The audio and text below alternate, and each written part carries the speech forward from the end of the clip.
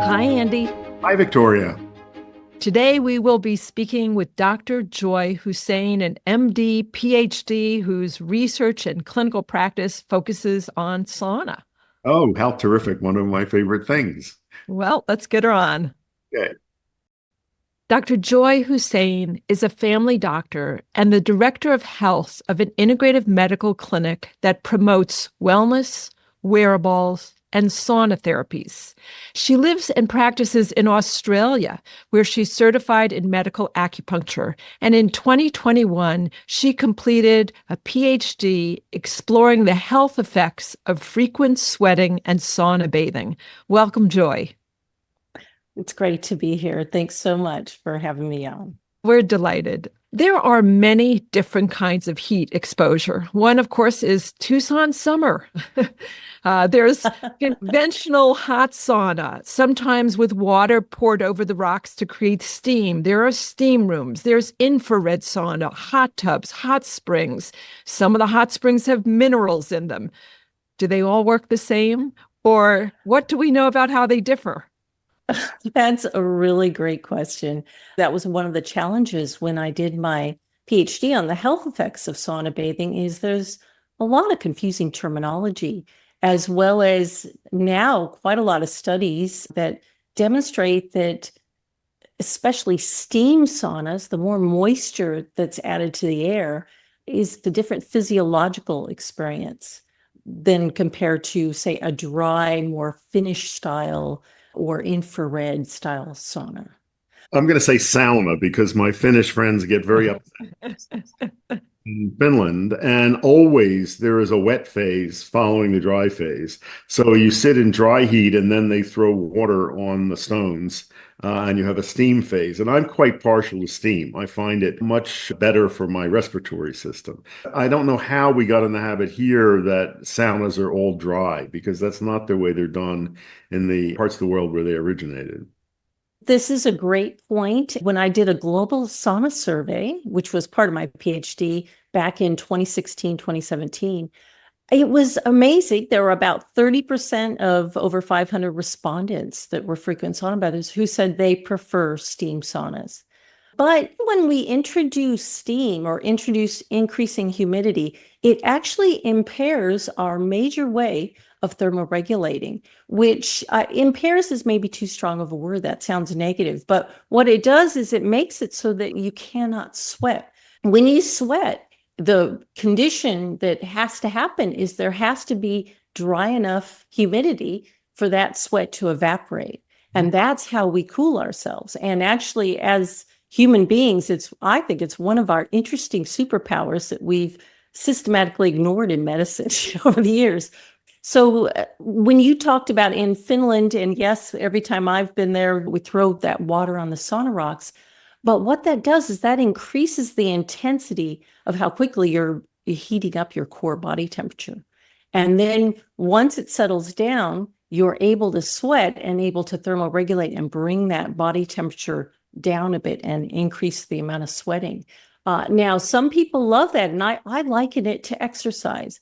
There are some people that like to jog run, and that's what I think's happening when you're in that Finnish style sauna is you're jogging along and then you're doing a sprint when you throw that water on the sauna rocks. My experience again in Finland is that after the steam phase, you go and once I sat outside, it was January, and you just sat on a stone step, and another was jumping into a frozen lake where they'd cut a hole. So the steam phase was pretty immediately followed by a cold plunge. Yes, what we refer to now as contrast therapy into a cold pool, which is what I tend to do when I do a Finnish style sauna. I think that is creating yet another intensity of experience. And no question of it, it can almost feel quite almost like an orgasm, if I have to say. I mean, it is such a whole body refreshing experience. And I think that's one of the appeals of is it feels so good. And I think endorphins are definitely getting released. I read a study that used a Japanese term. Andy, maybe you're familiar with it. It was called the Totino state. And it basically was described as this exhilaration that follows heat, cold, 3 times repeated. And that additional stimulus just must be working wonders on our physiology. I'm interested in hearing from you, Joy. What do you think is happening physiologically? Because it seems like an incredible stress on the system to go to those extremes. Yes. Well, let's back up a little bit and let's make sure we're defining sauna, because really sauna really just means a confined space or cabin full of hot air. And that air can be humid or it can be dry. It can be everything in between. That's really when we say sauna, what we're talking about. And then physiologically, what's happening? Well, first thing we're doing is we have these pathways that sense our body temperature and they go to the hypothalamus. And in the hypothalamus, all kinds of magic happens that we're still sorting out and still discovering. And I think a lot of the hypothalamic hormones are impacted. And the hypothalamus releases endorphins, releases heat shock proteins. It releases all types of cytokines, myokines. We're still discovering all types of hormones. And it activates the HPA axis, which stands for the hypothalamus, pituitary gland, and adrenal gland axis. And I think some of these hormones are what give us that exhilaration. That was a great word to use. That's exactly what so many people describe as feeling.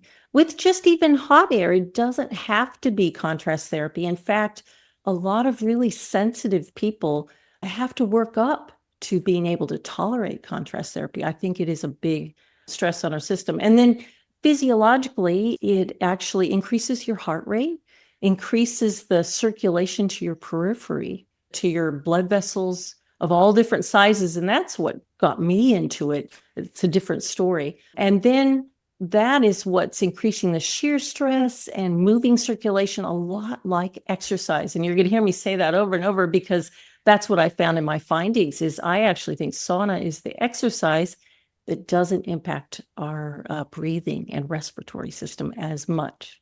So, Joy, one of the reasons I don't like a purely dry sauna is that I find it irritating to the respiratory tract. I love to sweat. I love sweating profusely in a dry sauna, but I like at least a little bit of steam at some point, which makes my breathing feel much better.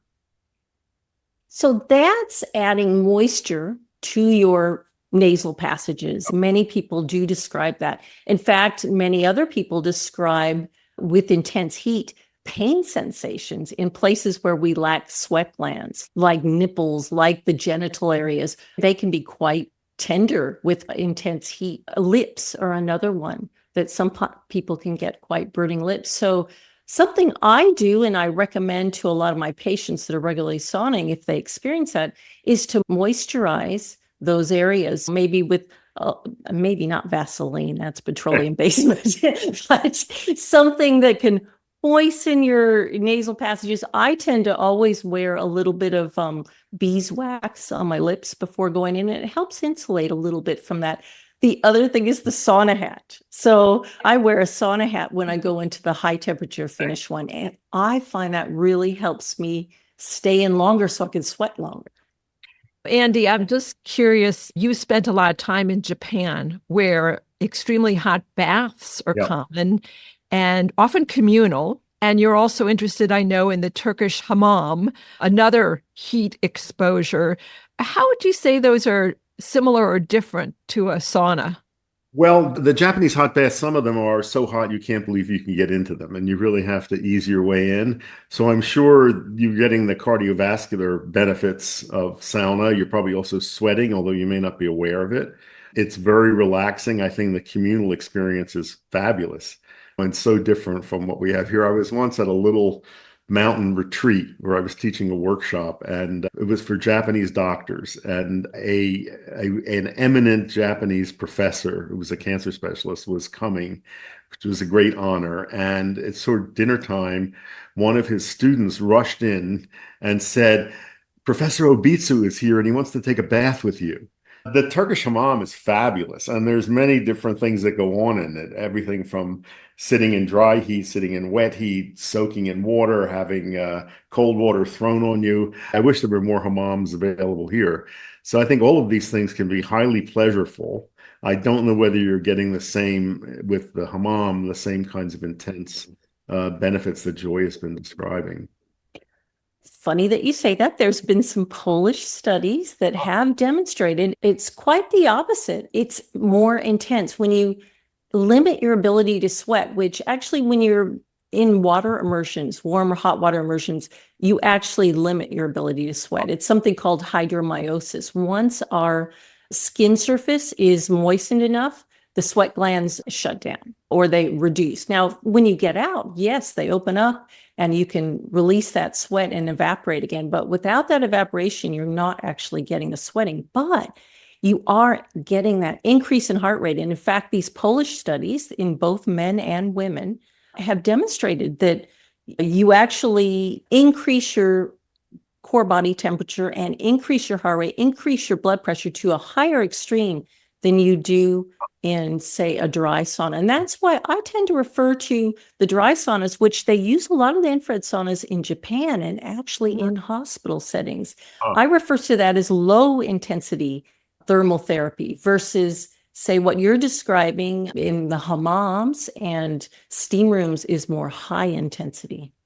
So here's one of my experiences. I was in Japan first when I was 17 and lived with a Japanese family outside of Tokyo. It was November.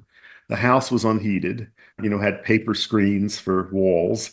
And as the guest, I was invited to take the first bath in the wood-fired tub, which was so hot I couldn't imagine getting into it. But finally getting in and soaking in it, I would come out and dive under the futon, and I would be warm for the whole night, even though the room was really cold. So it heated up my core very nicely. Yes, and that's something we're discovering around the effects of sauna, that it improves sleep, but it's counterintuitive what we're finding around sauna. I don't know if you've read Why We Sleep by Matthew Walker or some of his work, a neuroscientist. He has demonstrated that we actually need to cool down our body temperature to be able to go into the correct stages of sleep. And so it's always been ironic that how can a sauna help you sleep when you need to actually cool down? But something I've heard him mention is it's the drop. It's the absolute difference, not so much where you're starting and where you're ending, that allows you to enter that zone. And when I did my global sauna survey, that was one of the striking findings is 86.7% of these over 500 people said it improved their sleep. Not just for one night, but for 2 nights, up to 2 nights. Now, what is an infrared sauna, and does it offer any benefits over an other kind of sauna? Well, that's like saying, are the benefits between running and jogging the same or different? I think they're similar type effects, but different depending on how sauna fit you are, just like how exercise fit you are. And I keep coming back to this analogy with cardio exercise, because I think that's where the sweet spot is with saunas. And in fact, I see people gravitate to one or the other. And those that suffer from, say, chronic fatigue syndrome or chronic pain syndromes, where I feel like their nervous system is sensitized, do a little bit better with the gentle heat of an infrared sauna. You tend to run it lower. It's at about 60 degrees centigrade, as opposed to the kind of 80, 90 degrees centigrade Finnish style, or even hotter with the Turkish hammams. Well, actually, the Turkish hammams are actually at a lower temperature, but they feel hotter because you can't sweat. So I tend to say those that are elderly or have that sensitive system tend to prefer the infrared sauna better. They can tolerate that better.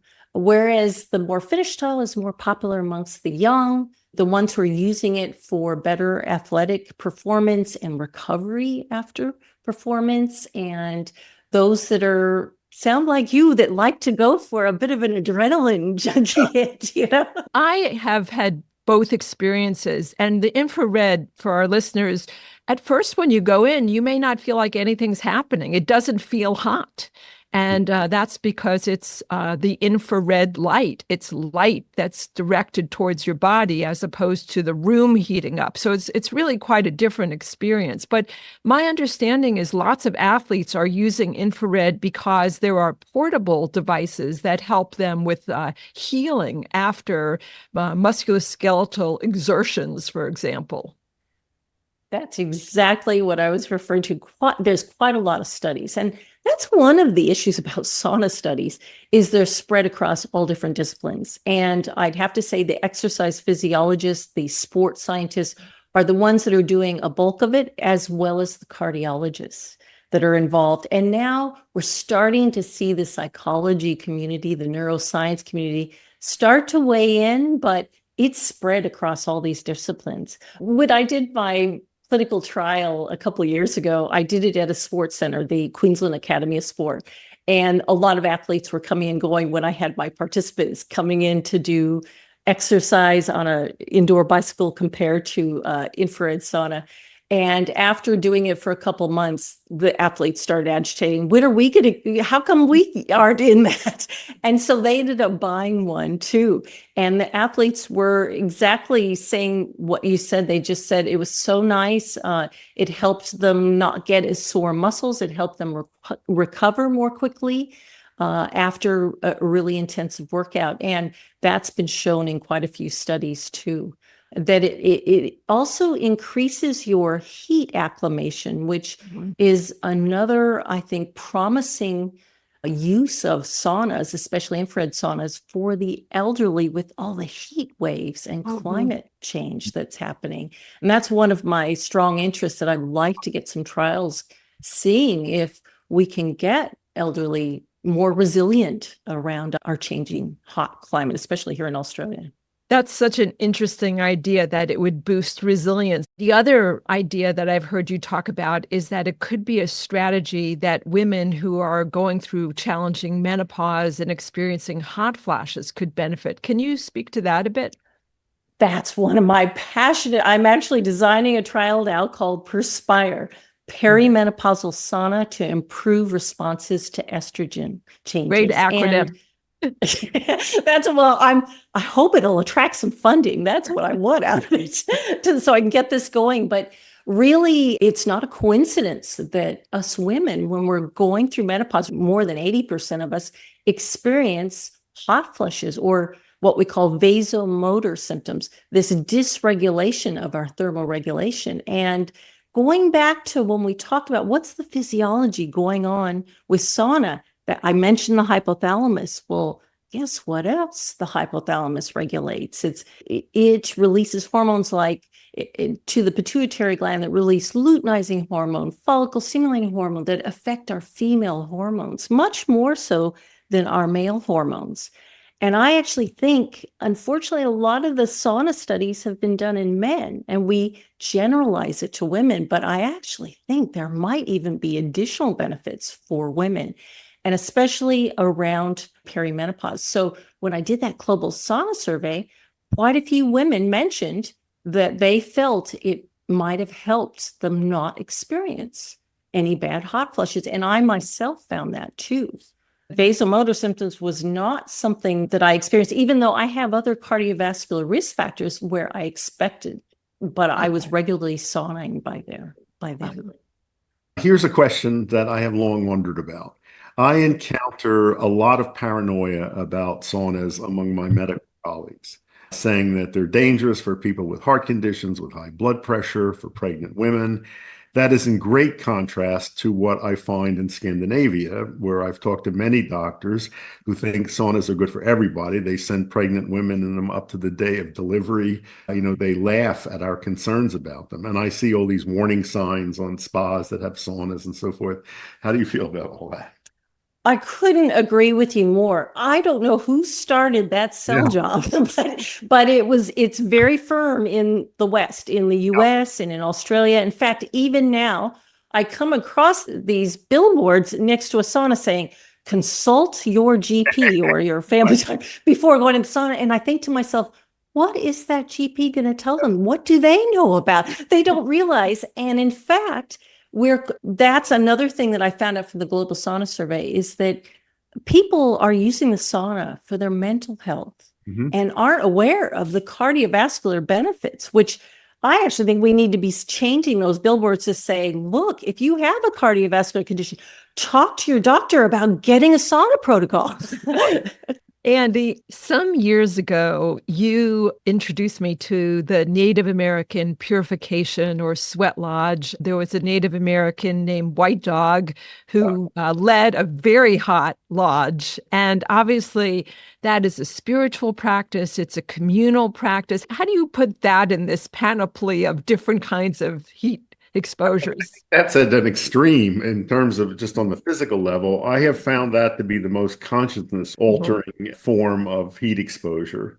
Probably has to do with both the intensity, the fact that you're doing it in complete darkness, you're in a very closed space.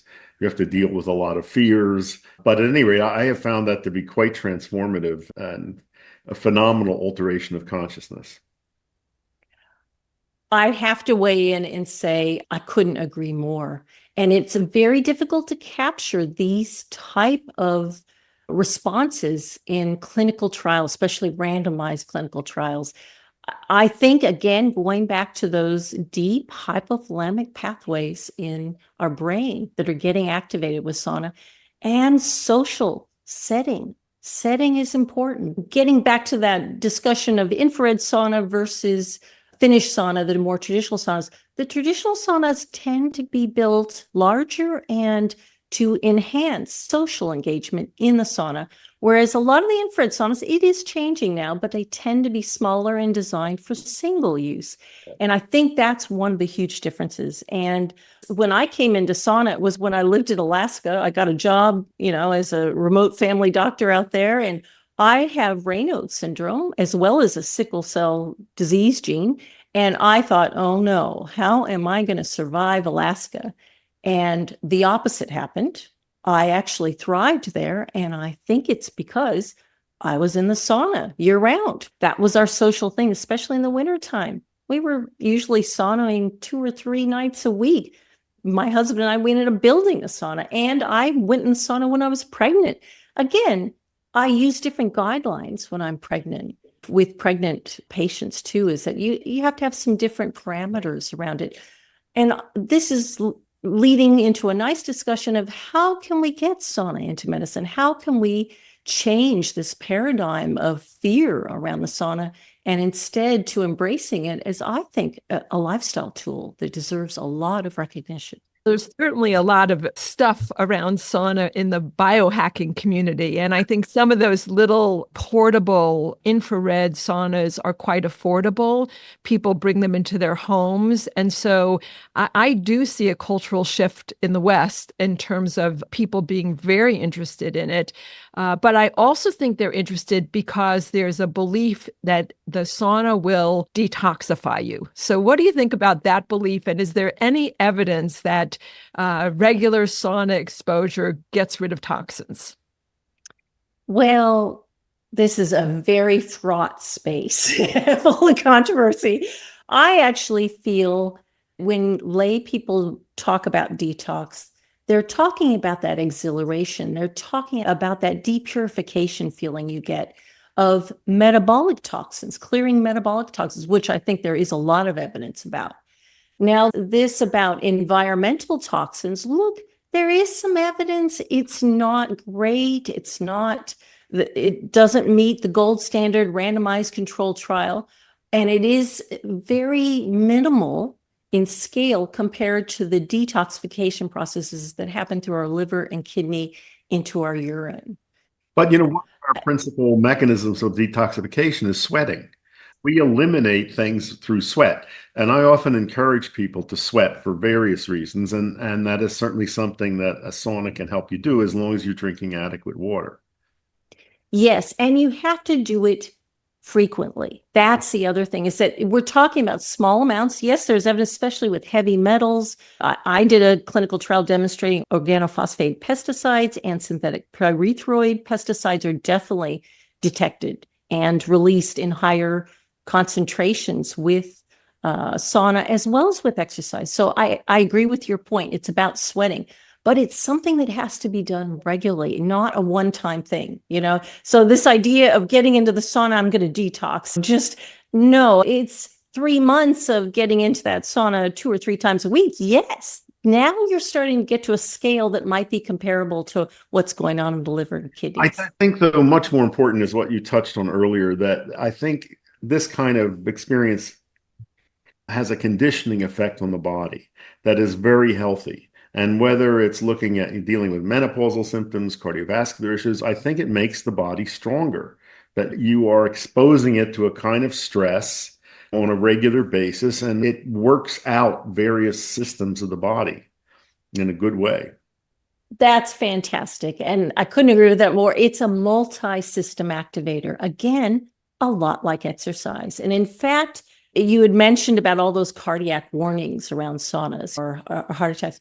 But I counsel my patients, think of it like exercise. If you're cleared for an exercise protocol, you're cleared for a sauna protocol. And in fact, something we haven't touched on, but although you said it helps with your respiratory system, Dr. Weil, you mentioned that. Well, it's not surprising because you're getting that sheer stress, that increased circulation without the added stress of having to breathe faster. So that's one of my latest studies in just women was showing that the effects on arterial stiffness, the effects on heart rate variability, which is a marker of the autonomic nervous system, all of these good effects were the same between sauna, an infrared sauna, and moderate intensity exercise, bicycling on an indoor.